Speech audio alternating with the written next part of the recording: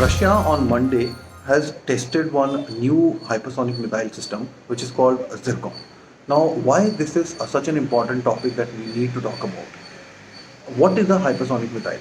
Hypersonic missile is a kind of a missile which can travel more than 5 times the speed of the sound. Now, what is the speed of the sound? Speed of the sound is almost 343 miles per second, and when we convert it into kilometers and hours, it becomes 1265 kilometers per hour. Imagine the kind of the speed that this particular missile system, which is called Zircon, developed by Russia and tested on Monday, would be having. Now, how this missile actually works? This missile systems, or all the missile systems, specifically the sonic, hypersonic, and supersonic missile systems, are a kind of missile systems that travel at a very high speed, almost 5 times or almost 10 times the speed of the sound. These missile systems or the projectiles that are launched in hypersonic system or mode travel with a huge kinetic energy, and when they impact the target, imagine what will happen to the target. That is the kind of power a supersonic missile system or a hypersonic missile system is having.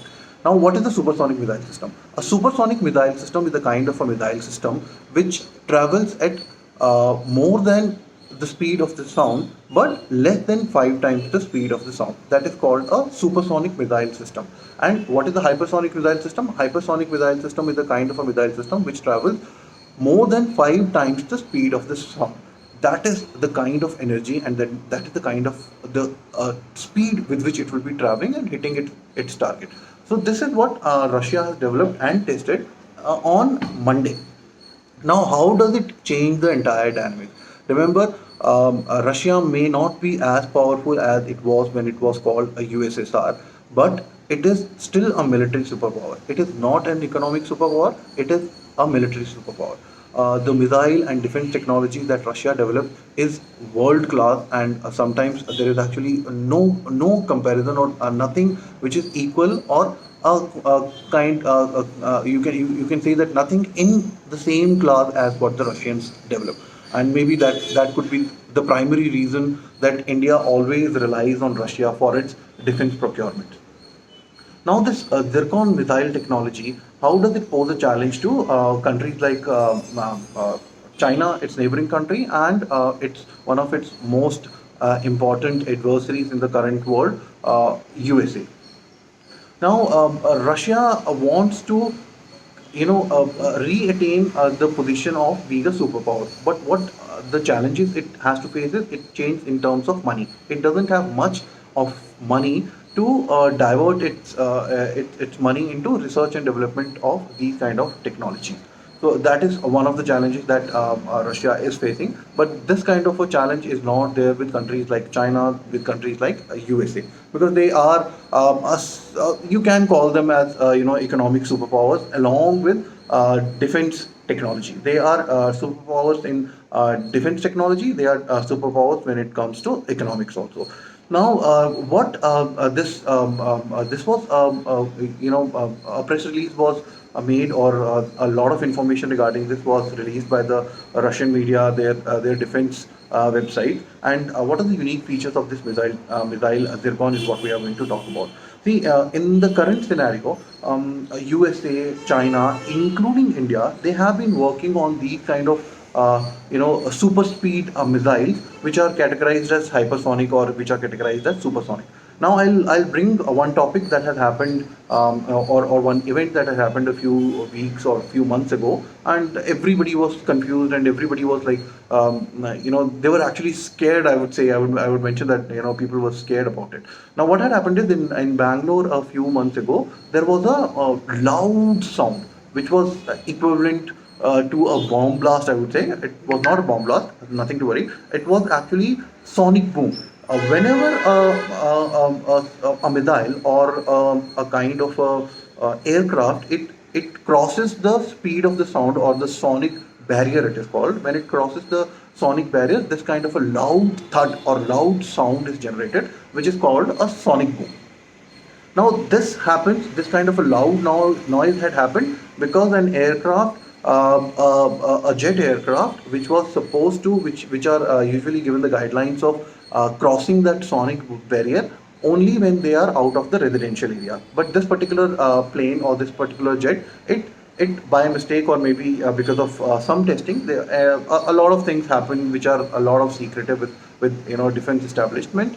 So they could have done, and this plane crossed the sonic barrier, and that's why that huge sound created. Now imagine this was something that was trying to travel at the speed of the sound, or it was trying to cross the speed of the sound in the residential area, and that kind of sound was created. So imagine the kind of energy and the kind of sound or the kind of thud that will be created when you are testing or you are actually developing any projectile which is going to be hypersonic or which is going to be a supersonic system. Now, what are the different kinds of classifications in which these kinds of projectiles that cross the sound barrier are categorized? There is a term called MACH. So MACH is a unit equivalent to the speed of the sound. And what is the speed of the sound? The speed of the sound is 343 meters per second. Any projectile that is traveling at the speed of the sound, that is 343 meters per second, it is called Mach or Mach 1. Whenever you exceed that, it then categorized as, say for example, MACH Mach 2. That means 2 times the speed of the sound. When it is called Mach 3, it is called 3 times the speed of the sound. Now this missile that the Russians tested on Monday is claimed by the Russian agencies to be something more than Mach 5. Whenever a projectile or a missile is above Mach 5, that is 5 more than 5 times the speed of the sound, it is categorized as something called hypersonic missile. Whenever it is less than 5 times the speed of the sound, that is less than 5 Mach, it is called a supersonic missile system. In the present world, a lot of countries like Russia, like America, like China, they all have been developing these kind of technologies, and they have been trying and they have been working on the research part of these kind of missiles since past 30 years. For the past 3 decades, they have been able to, or they have been actually working on it, but the results were not that great. But only one country has always taken lead when it comes to defense and missile technology, and that is Russia, because Russia is considered a missile superpower. No matter what you may say, that it is not a powerful country, it is not a rich country, it might not be a rich country, but when it comes to defense technologies, they are actually the superpower. And Russia, as well as China and all the other countries, are actually scared of Russia, primarily because of these reasons. Now, we have spoken about China, we have spoken about Russia, we have spoken about USA, but there is another very important country, one of the most respected country in the world that has also been working on these technologies, and that is India. We also have been working on these supersonic missile projectiles for a very long time, or maybe as long as the Russians and Americans have been working, and we haven't had great success, but we had uh, been not been a complete failure also. We have been able to achieve some certain kind of Mach 2, Mach 3, and primarily supersonic technologies. We have been able to test it, and we have been able to successfully achieve those kind of barriers. But when it comes to achieving hypersonic missile technology, there is something that not just us, but the entire world is struggling, and primarily USA is struggling. Now, what makes these kind of missile systems very special is these kind of missiles, they will be traveling at such a huge with such a huge kinetic energy. Imagine the kind of speed that they will be having when they cross 5 Mach. By the time your defense missile system that USA has developed, that Russia itself has developed, and even India has developed, the reaction time reduces a lot, and your defense missile systems will be rendered useless. These are exactly the kind of missile defense systems that you would have seen in your Star Wars movies, creating a dome, and the moment enemy missile comes, you launch another missile from here, and it interjects it mid-air, and tries to placate whatever the damage it could have done. So those are called missile defense technologies. We India has also developed it. America definitely has. China do not have these kind of technology, this kind of a technology, and they have been reliant on Russia, which is and they use their defense technology called S-400 Triumph. So the same missile defense technology that they are supposed to be exporting to India, or it is supposed to be 4 to 5 batteries of the missile defense technology that they are going to export to India. Now, when it comes to the Zircon missile system, some of the most lethal features that it has have is, one is it is something of a hypersonic class of a missile, which travels at more than 5 times the speed of the sound. So imagine a missile that is being launched by Russia. If it launches the missile, and it can travel, the Zircon particular missile can travel to a distance of 600 kilometers. 600 kilometers with an accuracy which is completely mind blowing. So when you consider, convert this speed of the missile projectile into kilometers and hours, it becomes 1,264 kilometers in an hour. That is the kind of speed, and that is the kind of distance it can travel in an hour. In an hour. So by the time it reaches 600 kilometers, or I would rephrase it and put it as, it merely takes 7 seconds for this particular Zircon missile to accurately target its target, and it will completely destroy it with the kind of force and with the kind of kinetic energy it will be bringing to it. Now, why this is something that kind of not good for the world, or something that we should be scared of it. See, these countries like Russia, they are not an economic superpower. Their people, or the peasants, as they call their citizens, as they are in a not in a in a very good situation. They are not really rich. Their human development index, or their happiness quotient is not as great as it should be, because there is no money for the Russian government to be able to invest into their human resources, or in their infrastructure, or in a lot of social activities that is supposed to be carried out by the government. They are not able to do it because they are diverting a lot of their funds into developing these kind of missile technologies that are lethal. Now, what it does, it actually sends a scary signal to countries which are immediately its adversaries, say for example USA, and it sends scary signals to countries, especially countries like India, which are trying to be independent and not dependent on countries like USA, not dependent on countries like Russia, and that is the reason we were for the past 7 decades we were aligned with a movement called a non-aligned movement. We tried as much as possible not to be either with the USA or not to be with the China. Now, for a developing country like India, when these kind of technologies, or these kind of missile systems are called offensive missile systems, because they are primarily used to attack you.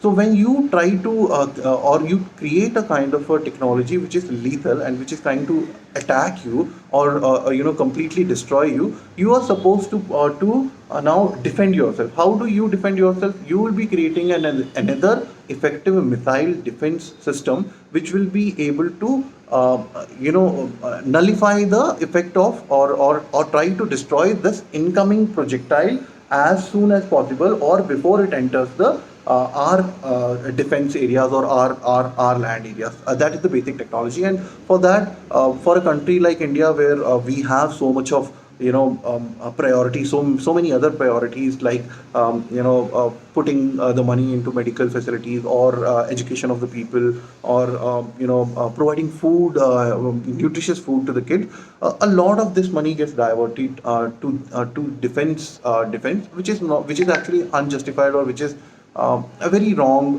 for the people, or the citizens of that particular country. So this is something, and it actually virtually, or really starts a what do you call arms race. And arms race is something that has never been good for the global world. So this is now giving a scare to the Americans as well as the Chinese, that one of the countries which is adversary to America has developed this kind of a technology which could be lethal. Now they will have to divert a lot of their resources also to develop a kind of a technology which will be able to counter it. Now, how easy it is going to be or how difficult it is going to be, you can imagine from the fact that these kind of technologies, all these countries have been trying to develop for the past 3 decades. For the past 30 years, all these advanced countries, so-called advanced countries, have been trying to work on it, but they haven't had much of a success. So now at this juncture, when there is so much of a war rhetoric going on here in the between countries like India, China, between countries like USA and China, and USA and USSR. Remember that Russia might not be actively involved in whatever is happening right now, but it is one of the most important players in the world order right now. It is a multipolar world. It is going to be like that, where there will be not one superpower, and not only just two superpower, which was pre 1989 or pre Cold War. It was called a pre 1918 or pre USSR world, was always called as the bipolar world, because we had two superpowers. One was Russia and one was America. But in the with the rise of the China in the past 3 decades, it is primarily supposed to become a not a tripolar world, because along with China there is another country, and that is our country India is also developing, and it is also creating these kind of avenues for its citizens and its technology, where it is also emerging as the superpower in terms of economy, or in terms of missile technology. We are not there yet, but yes, we are on the path. So the world considers India also as a superpower, and that is why the current world scenario is supposed to be a multipolar world, where there will be many countries which will be very very powerful economically as well as defense wise, and they will primarily form the rules of the world. Organizations like United Nations and World Health Organizations, or a lot of other things that they did not do in the right way. So there will be more voices coming out, because there will be more than one or two countries that will be powerful and their voices will be heard, which is China, which is India, which is Russia, and which is America. So this is what the missile that the Russians have developed, and trust me, it is something of a very very scary scenario. Not that Russia is going to attack, but you never know how, with the change of the head of the state, or with the change of the scenario the world over, with the corona coming in, how friends and how enemies change quickly. Russia is now very very closely aligning with Pakistan also. Russia is a very very close friend of China also, and we have had a very long relationship with Russia. So it complicates all the situations. Our defense dependent, and our alliances with these kind of countries like Russia, who have been supporting India for a very long time, it becomes a very difficult task. Now, what Mr. The President of Russia, Mr. Putin, has claimed on Monday in this press release is this Zircon missile has been a huge success, and it is a hypersonic missile. Now, along with this supersonic missile that they have tested a defense missile system also to counter it. So imagine, it is like having the cake and getting to eat it too. They have developed this amazing missile which is hypersonic and travels at such a great speed, and they have developed the counter to it also, which can actually stop this missile. How amazing is it? And imagine and try to give it a thought that how powerful this country is. So now, when it comes to India, how are we going to be affected? Is, I think India has been trying to, or our current Prime Minister has been talking about Atmanirbhar Bharat, or which is called self-dependence, and we have been talking about it, and we have been trying to work on it. But I think the time has come that we have to expedite all the testings and all these kind of new technologies that are emerging in terms of defense, in the defense area. We should keenly work on this, and we should allocate a substantial amount of resources to these kind of technologies. The only positioning is that we are not positioning ourselves as an offensive country. We are trying to posture ourselves as a country which is a defensive country, and maybe that is how our war doctrine, which is called the cold start is also something based on that also. And when we declared or we tested our nuclear weapons also, Mr. Late Atal Bihari Vajpayee also came out and very openly declared that we are going to be a no first use country. We will never use our weapons, or especially the nuclear weapons, as the first line of attack. We will never do. But once somebody attacks us, we will definitely, explore all our options, whether we have to use our nuclear technology or not. But no first use. That means we will never be using this kind of a weapon as a country to defend ourselves. The first one to use it. So. Please stay logged in, stay tuned, and we'll be bringing you a lot more defense related amazing information and news frequently.